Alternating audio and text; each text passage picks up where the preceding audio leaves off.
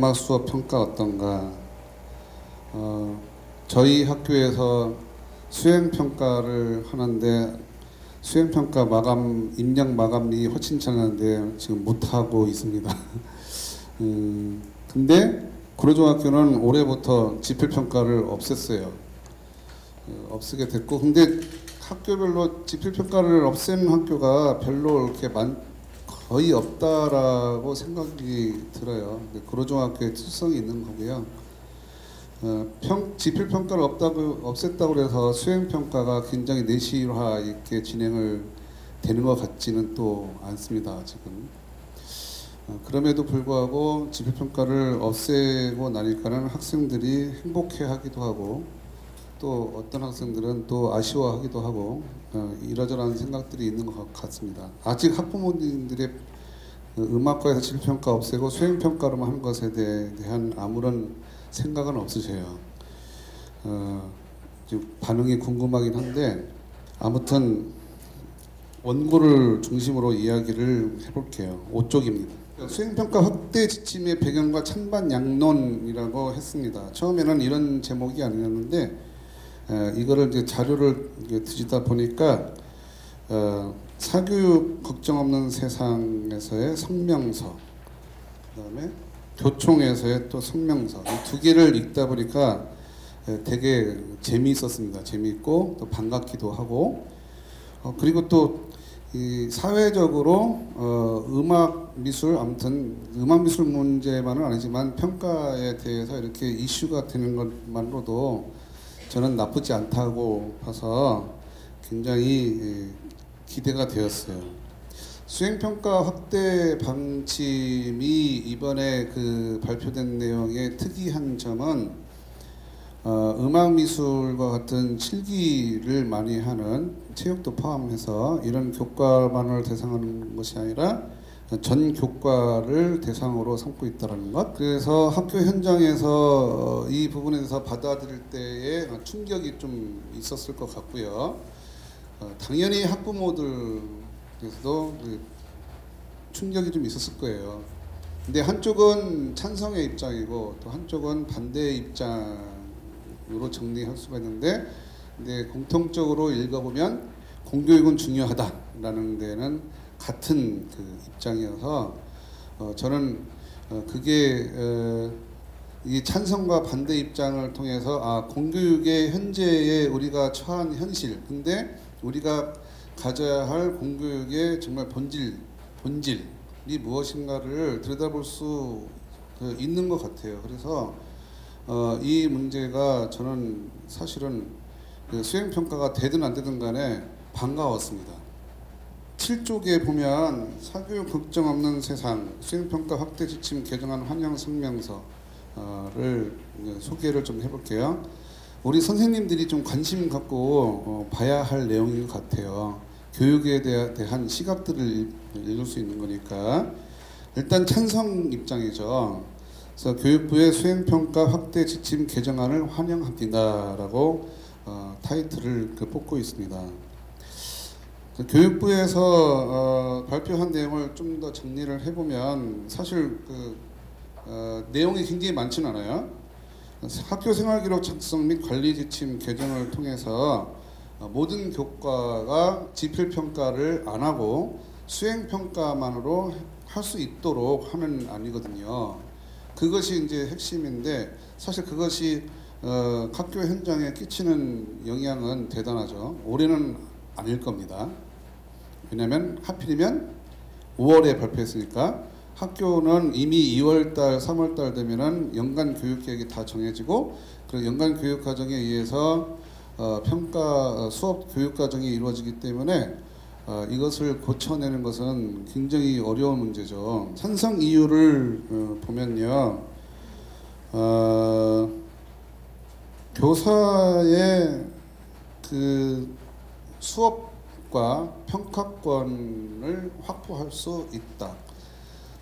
그런 측면이 있습니다. 지필평가를 보게 되면 여러 명의 교사들이 서로 같은 단원을 가르쳐야 되고 같은 그런 공통의 문제로 누구다 다 동의할 수 있는 그런 객관성 중심의 수업을 할 수밖에 없잖아요. 그런데 수행평가를 하게 되면 교사 중심 수업이 가능해지죠. 그래서 수행평가 예를 들어서 1반부터 5반은 리코더를 하고 그 다음에 그 다른 반은 또 단소를 한다든가 저는 이게 가능해지는 부분이 있어서 그리고 또 평가의 그 방식도 굉장히 다양해질 거라고 봐요. 그래서 그전에는 수업을 교사가 일방적으로 일제식 수업하는 지필평가 방식을 고수하려면은 일제식 지식주입식 이런 수업이 그것이 필요하지 않다는 게 아니라 그런 수업이 위주로 될 가능성이 크죠. 근데 어떻게 보면은 이미 학교는 사실 변하고 있는 모습들이 보입니다. 그래서 단적으로 얘기하면은 뮤지컬 같은 경우도 이제는 음악과의 전유물이 아니죠. 이제는 국어과나 역사과, 도덕과 이런 데서도 뮤지컬을 그 예술의 영역을 교수법의 일환으로서 창의적인 교수법의 일환으로서 이미 하고 있는 사실 시대에 지금 현재 우리는 살고 있어요. 그런데 문제는 이런 문제가 있습니다. 학교가 안 변하면 학교가 선택을 안 자율적이니까 선택을 안 할 수가 있잖아요. 그죠? 선택을 안 하면 똑같은 거죠. 그런 문제점이 있죠. 선생님들은 어떤 입장이신지 모르겠는데 저는 선생님들을 교사를 저도 교사지만 잘 안 믿습니다. 자, 그 다음에 지금 우리는 이 말도 맞죠. 학교의 정규교육 과정을 억누르고 있는 현실 뭐가 학력관리 제도가 그 다음에 학벌사회와 경쟁사회가 엄존하는 이런 현실. 그래서 필기시험만 없애면 학생 시험 부담이 과연 줄어들까? 그렇기 때문에 본질적으로 뭐 입시 문제도 우리가 고민을 해야 되고 이런 현실적인 문제가 있습니다. 그 다음에 이제 교사 부담 가중도 얘기하고 맞습니다. 수행평가를 하면 교사 부담 가중도 심화되죠. 근데 이런 생각은 들어요. 제가 1990년에 학생을 갔을 때는 거의 50명이었거든요. 근데 지금 저희 학교 학생이 23명, 24명밖에 안 돼요. 근데 점점점 학생 수가 줄어들어서 인구절벽과 관련이 있죠. 그래서 교육부에서도 그런 고민을 하는 것 같더라고요.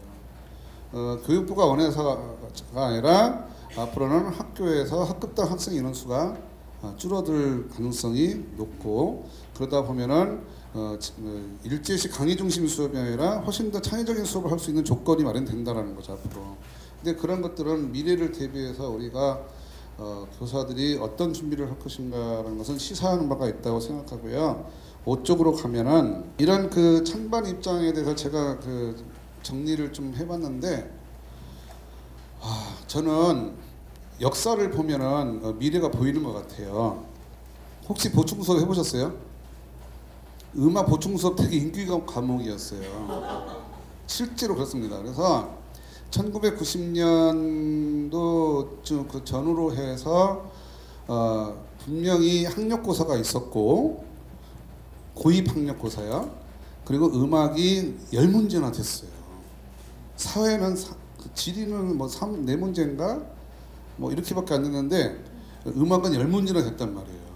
그러니까는 미술도 10문제고 학생들이 음악 문제집 그러니까 음악 수업은 음악 문제집을 푸는 게 음악 수업이었던 시절이었어요.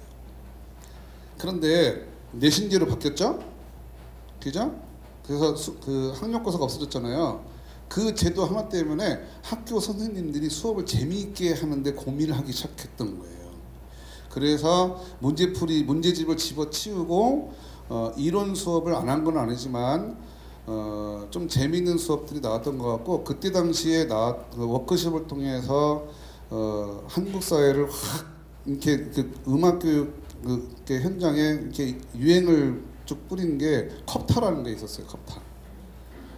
그래서 우리나라는 참 대단한 게 뭐가 하나 유행이 되면은 전국에 확 퍼져요. 지금 음악 교과서 컵타 안 나오는 교과서가 없어요.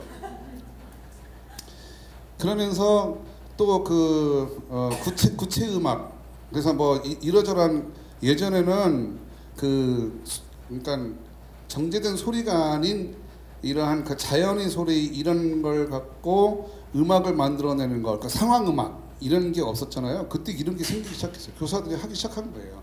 그러면서 이거 재밌다 그러면서 조별로 뭔가 같이 협력해서 창작하는 게 가능했고, 옛날에는 아이들 쥐어 짜갖고 멜로디 만드는 게 수업이었단 말이에요. 작곡 8마디 만들고 애들 그 자기가 만들어 놓고서는 음이 뭔지도 모르고 만든 그런 작곡 이런 그 수행 평가가 있었던 것이 이후에는 90년대 이후에 바뀌었고, 그리고 이후에 또 수행 평가가 막 강화가 되면서 선생님들이 수업이 확 바뀐 거예요. 저는 그 역사를 봤을 때 야, 예전에 음악 수업은 진짜 음악 수업이 아니었구나 이런 생각을 하고 반성을 좀 하긴 하는데, 뭐 다 반성해야죠. 뭐 그때 다 그랬으니까 뭐 제 잘못은 아니었던 것 같아요.